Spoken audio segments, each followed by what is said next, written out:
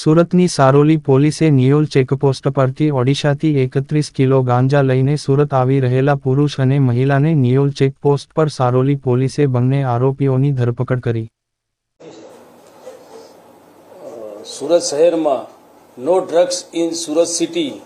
એના અભિયાન અંતર્ગત સુરત શહેર police commissioner Shri Anupamsingh Gehlot sir, special commissioner Shri Wabang Jamir sir તેમજ ડીસીપી જોન વંશ સરની માર્ગદર્શન અને સૂચના હેઠળ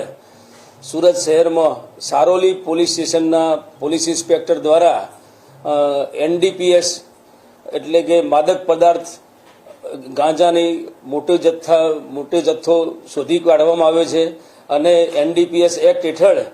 સારોલી પોલીસ સ્ટેશનમાં ગુનો નોંધી 2 આરોપીઓની ધરપકડ કરવામાં આવેલી છે। સમગ્ર ઘટનાની હકીકત જોતા સારોલી પોલીસ સ્ટેશનમાં આવેલ નિયોલ ચેકપોસ્ટ ખાતે ફરજ પરના કર્મચારીને હકીકત મળેલી કે 2 વ્યક્તિઓ ગેરકાયદેસર નાર્કોટિક ડ્રગ્સ એટલે કે ગાંજો લઈ અને સુરત શહેરમાં પ્રવેશનાર છે। આ બાતમી હકીકત આધારે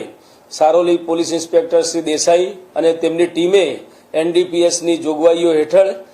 આ ગુનાના કામે 2 આરોપીઓને સ્થળ ઉપરથી ગાંજાના 2